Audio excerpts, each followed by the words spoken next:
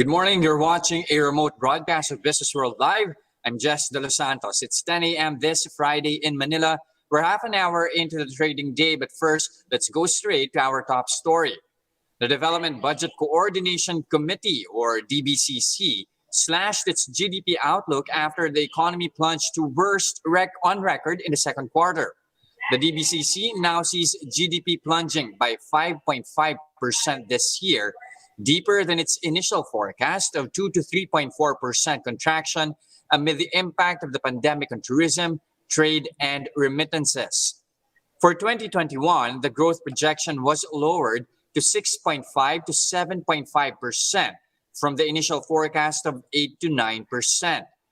NEDA Acting Chief Carl Kendrick Chua says that the Philippines, having an 18 trillion peso economy, lost around 1.5 trillion pesos for every month of strict lockdown in the second quarter.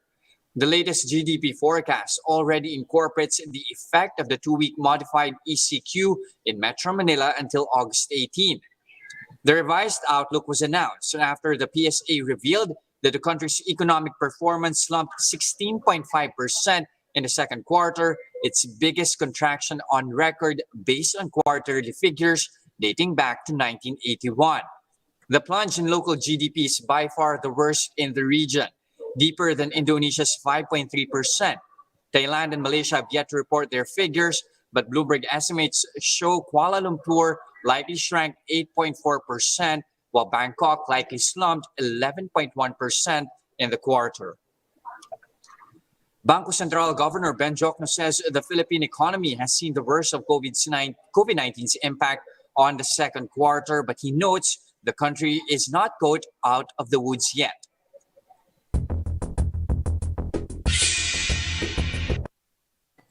Following that shrink in the country's second quarter GDP and, of course, the country officially entering recession, let's see how local shares are doing. As you can see here, the PSEI has now snapped the 3-day rally that we have been seeing this week. The index is now in the negative territory, down 0.8% to 5,854.86, really not being able to sustain that climb that we saw on Thursday's trade here. Recall that yesterday, the PSEI was up 1.2% to 5,902, in which 5 of 6 indices actually gained, with industrials gaining the most, up 1.8%, mining being the sole loser among all the sectors. It was down 0.4%. Value turnover yesterday stood at 6.53 billion pesos. And finally, 7-day selling streak snapped as foreign investors turned into net buyers at 551.3 million pesos. Yesterday, that was the case. The index was in the green. However, as you can see, we are experiencing that slump here, declining by 0.8%.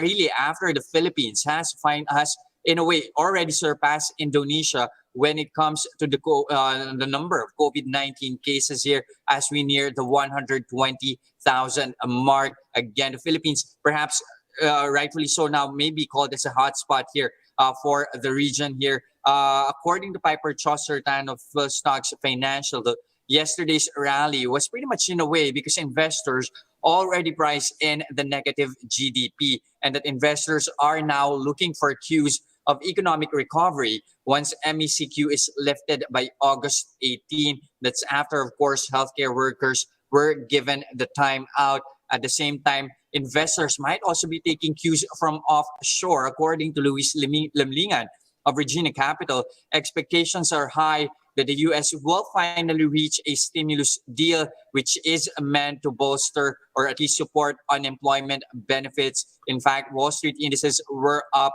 at least in trading. Some disappointing earnings figures though continue to stream in. But before that, let's try to check at least how specific stocks are performing here. Let's have a look at our leaders and laggards for the day here. As you can see, it's a mixed bag here.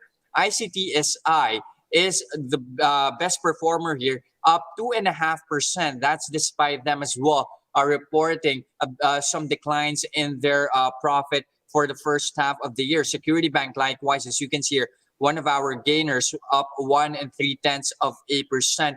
There's also PLDT, which is now up 0.7%. That's after they have managed to sustain their growth figures for the first semester. Alliance Global also is in the positive territory. We're going to talk about them later on in the show. They are diversifying their revenue stream at the same time, making a big push towards the digital platforms here. However, on the losing end here, you have Bloomberry. They are in the negative, down 0.9%. Jollibee, likewise, also is in the red, declining by 2%. But like what I mentioned, a lot of earnings figures still coming in, one of which is San Miguel, a net loss of 4 billion pesos in the first semester, with unprofitable PETRON weighing heavily on their decline. Let's have a check at their figures over here. Net income for the first half of the year is at 4 billion pesos. That is a slide of 47%.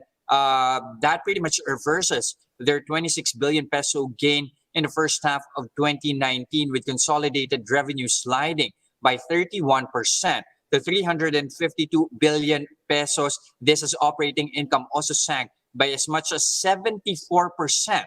To 15 billion pesos. In fact, if you try to take a look at their business units here, most segments bled for the first half, but the main drag really was PETRON. The oil refiner here reported a net loss of 14.2 billion pesos for the first half of the year. That's a huge turnaround from their 2.6 billion peso net income last year, as revenue slipped by 40%. This due to lockdowns and volatility as well in crude prices. SM Brewery as well, badly hurt. As you can see here, net income was at 5 billion pesos, down 62%. This as liquor bans badly hurt their performance here. Add to that as well the higher excise taxes on liquor. What offset those drags, though, for the conglomerate were Ginebra and their food unit. Ginebra, as you can see, net income was up by 28% to 1.3 billion pesos for the first 6 months of 2020. Their food and beverage unit, likewise, also did see a bit of a bump up as well. According to SMC President and CEO Ramon Ang, the first half was challenging, but they are seeing strong signs of recovery, and they want to build on those gains, saying the reopening the economy was actually a good call on the part of authorities. But more development with San Miguel here. They have approved the sale of 20 billion peso preferred shares, each valued at 75 pesos each. So in the initial offer will be for 266.7 million shares, will run up to a total of 533.3 million shares for 40 billion pesos of Series 2 preferred shares to be issued over a 3-year period. Looking at how San Miguel is performing, they are extending their rally yesterday. They were up 0.3%, as you can see in this chart right here. Somehow, quite a bit of a flat trading here, but nonetheless on the upside, up 0.1% to 97 pesos and 40 centavos a piece. Now, moving over from SM, let's move on to telco giant PLDT, a breath of fresh air in a slew of negative outcomes for the first half year. The year's best performing stock so far, coming up with quite strong numbers as well for the first 6 months of 2020. Looking at these numbers, you'd see net income was at 12.3 billion pesos. That is a marginal increase here of 1%. But core income also increasing by 5% to 13.9 billion pesos, and service revenues, as you can see, also edging higher by 7% to 83.5 billion pesos, chiefly due to higher support from data and broadband services, as the company was able to handle a strong surge in data traffic during the quarantine. Now, all other businesses, from their consumer wireless individual business group to PLDT Home and Enterprises, growing revenues as well. According to Chairman and CEO Manny V. Pangilinan, they are expecting that telco's core income to level with 2019 performance of 27.1 billion pesos. They have recalibrated their capex plans, though they will be spending 70 billion pesos per network expansion this year. That is less than their original spending plan of 83 billion pesos, which they reported at the earlier part of the year. Now, according to Pangilinan as well, COVID-19 has set the company's agenda for the foreseeable future and has underscored the need to stay connected. Looking at PLDT's performance here, they are extending as well their rally. Yesterday, they were edging higher by 1.3%, climbing to 1,370. They are stretching that to the last trading day of the week here. They are up 0.5%, now at 1,377 pesos a share, and still within the MVP group. This time with TV5, you have TV5 Chairman Manny V. Pangilinan. He is saying that they are in talks already with ABS-CBN talents for possible employment.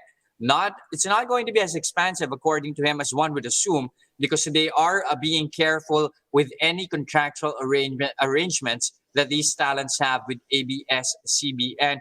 But primarily, they are going to focus on the employment of behind-the-scenes crew that would include scriptwriters, directors, and other staff behind the camera. This TV5 ramps up content. Speaking of which, former ABS-CBN anchor and ANC managing editor Kathy Yang is now with PLDT. This, she heads corporate communications. She replaces Ramon Isberto, who is retiring after his 25-year tenure with PLDT and Smart. Pangilinan said that Yang is an excellent communicator and a journalist of unquestioned integrity, and that her extensive experience as a financial and media person here and abroad will add a new dimension to the company's communication strategy. Yang likewise said that she looks forward to working with the PLDT board and that shareholders and stakeholders in ensuring, that PLDT stands front and center as a key enabler in the economy's recovery, especially when it comes to digital connectivity on e-learning. So definitely lots of developments happening with PLDT. As you can see, again, they are in the green still, in the positive territory, up 0.9% to 1,382.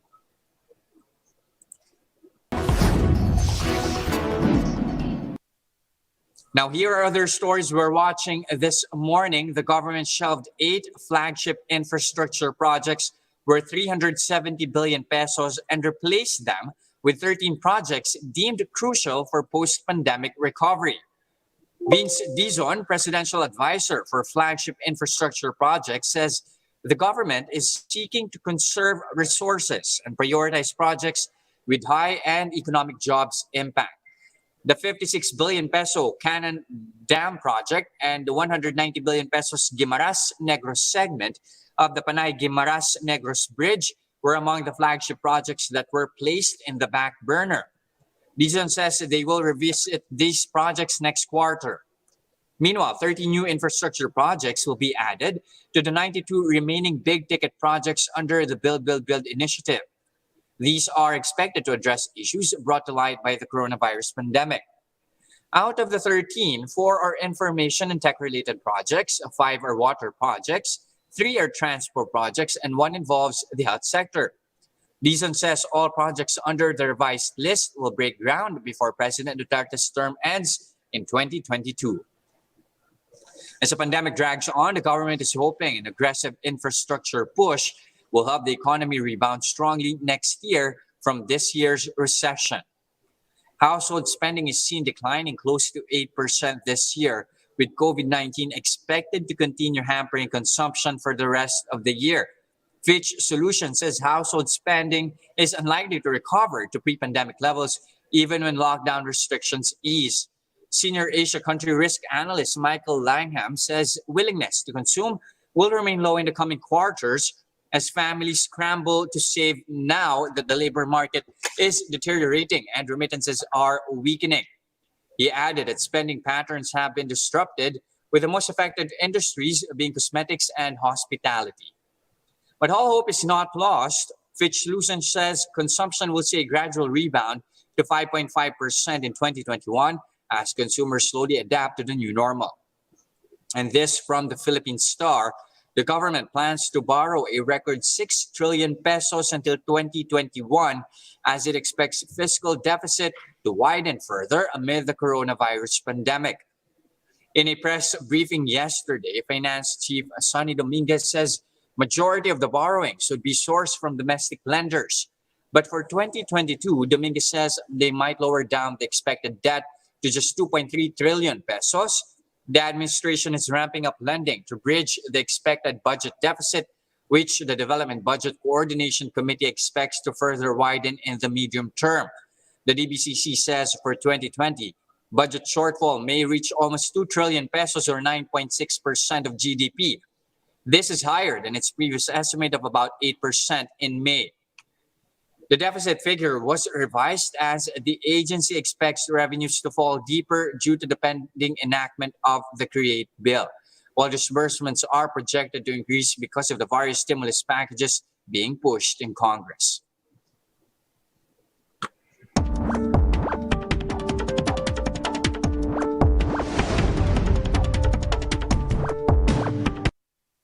Still one of the big news of the week here, the country officially slipping into recession as GDP contracts 16.5% for the second quarter.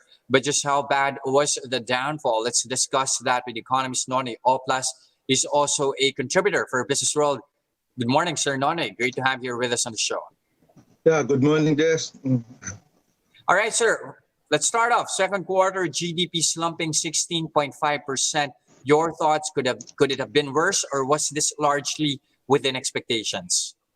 No, it's worse than expectation. In fact, I was expecting about -10 to -12% decline for second quarter, and in the business world full of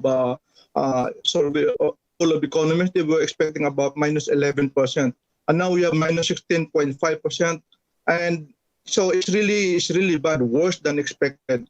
I have data here of 8 ASEAN countries which have data for second quarter already. The Philippines is the worst, no? Philippines -16.5, Singapore -12.6, Hong Kong -9.0, Indonesia -5.3, South Korea -2.9, Taiwan -0.7. Vietnam and China were able to escape contraction. So our problem here is that we have the very bad, very low, very steep decline. And second is that it was it's a big contrast because we were growing 6% in 2019, and yet we suddenly went to negative 16.5. We're almost equivalent to some of the worst performing European countries, no, that have very hard lockdown. But then they have about at least 460 to 600, 800 deaths per million. We only have about 20 deaths per million from the COVID as of yesterday. So I think the lesson here is not the virus that created this mess. It's the hard lockdown that the Philippine government has imposed on the economy. But looking at those figures as well, how we compare to our Asian neighbors here, what does that say really, considering that our slump was the worst here? How did we fare when it comes to our pandemic response? Because I mean, you've heard it time and again, people saying, or at least people from authority saying, we're not alone in this one. This is pretty much the case here across the globe and in the region. But considering that we are the worst, what does that say really? I look at the Google Mobility Restrictions Index, because Google has data for various data points. And I'm looking at, Google is looking at 6 areas. I check at the 3 important restaurant and recreation, transit and mobility, and then work.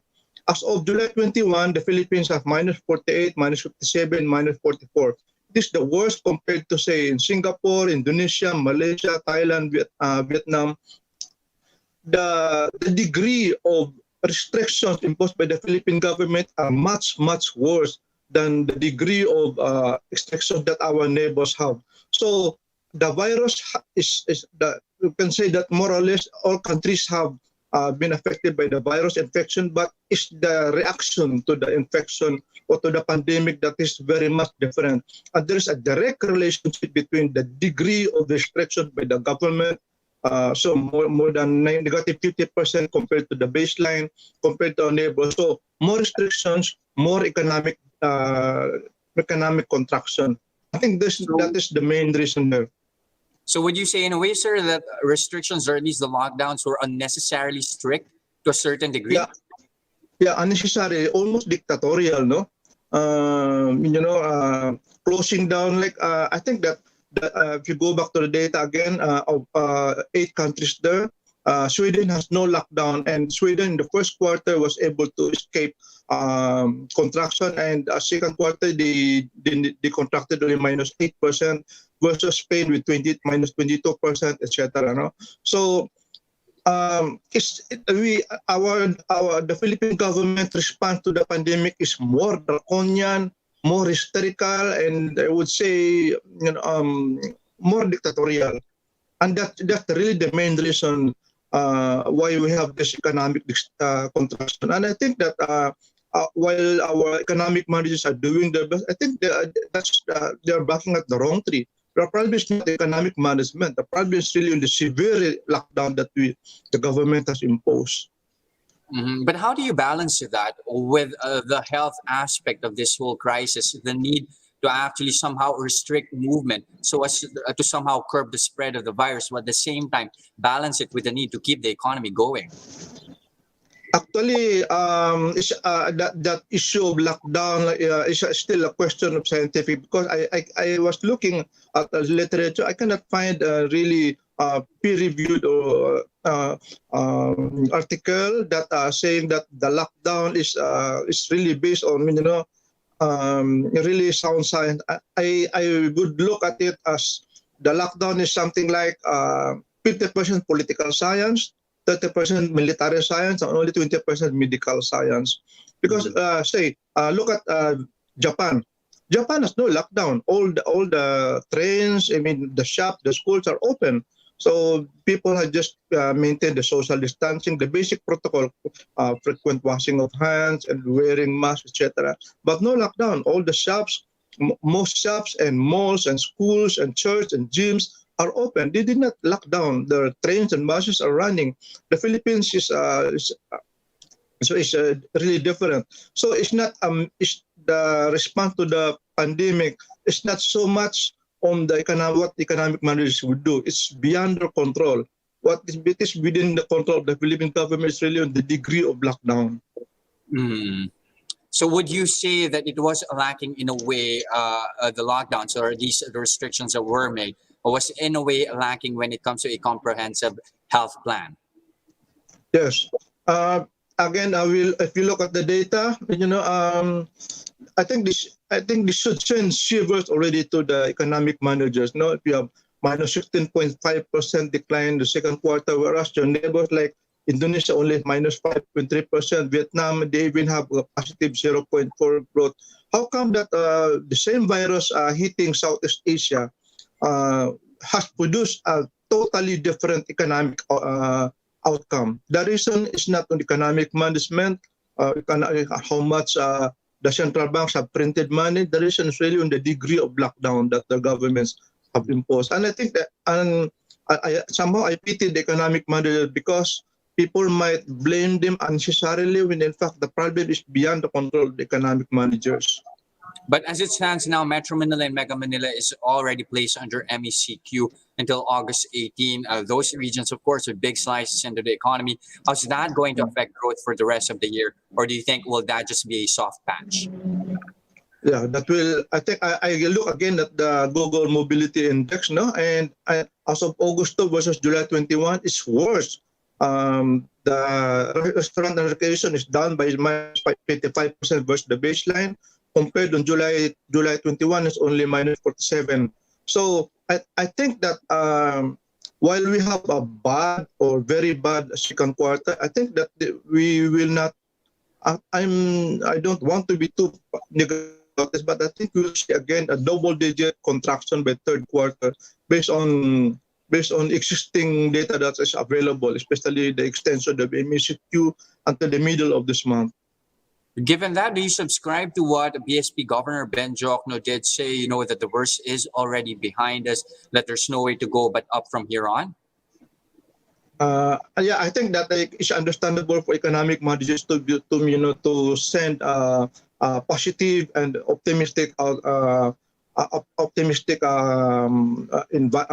message. But I think that the right hand economic managers are looking at the positive and the optimistic scenario, but then the other hand, the generals, the Malacanang, as doing the different things which are actually will pull down the economy. And yeah, again, I'm looking at another double-digit contraction by the third quarter based on the data on global mobility, as well as in, say, I'm looking also at the decline in electricity demand.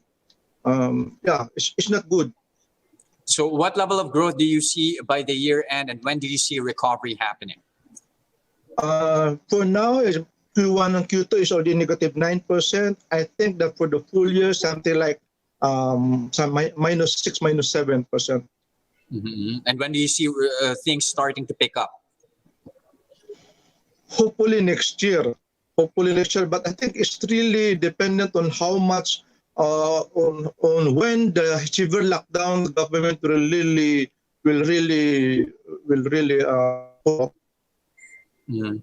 Given this deep contraction coupled with benign inflation, do you see another policy action from the BSP in the near term?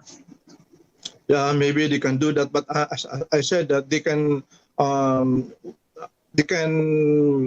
bring down the policy rate to maybe 0.1, even 0, and I don't think that there would be much impact because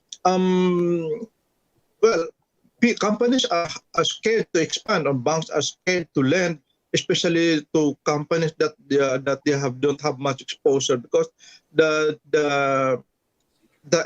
extent of bankruptcy, I think what we're seeing is only the tip of the iceberg. We are not seeing yet the full scale of the bankruptcy, and I don't know, maybe the banks and the insurance company already have preliminary data on that.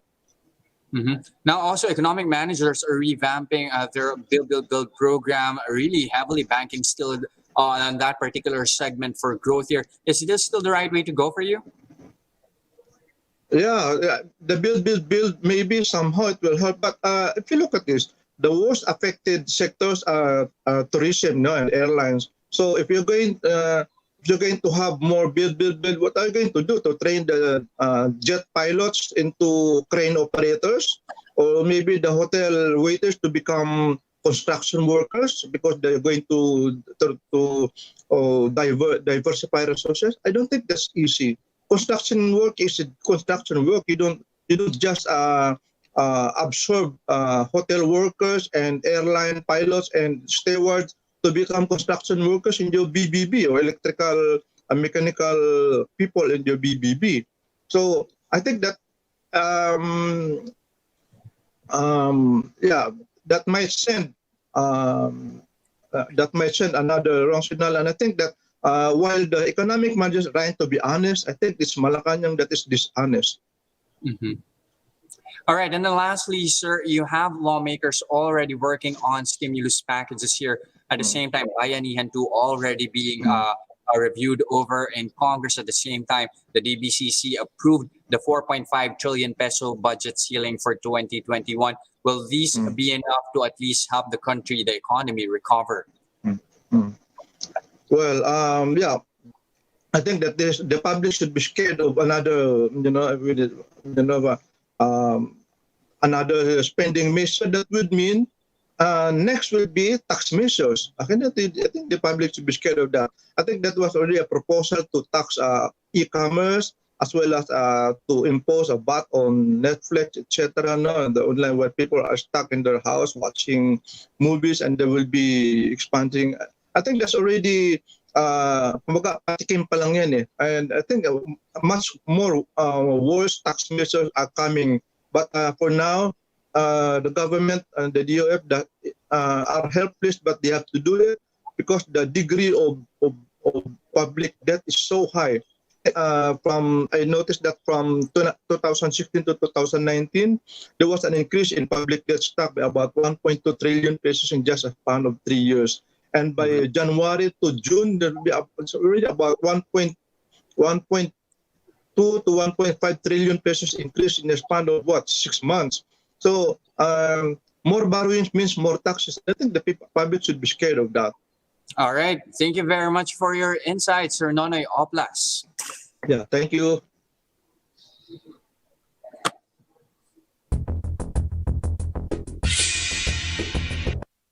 All right, let's jump right into how local shares are performing the last trading day of the week here. And the index is actually poised to end the day in the negative territory. So far, down 0.9%, declining to 5,852. But let's zero in very quickly on some specific stocks here. Starting off with Ayala Land, they have finished their first real estate investment trust offering, paving the way for a listing by next week.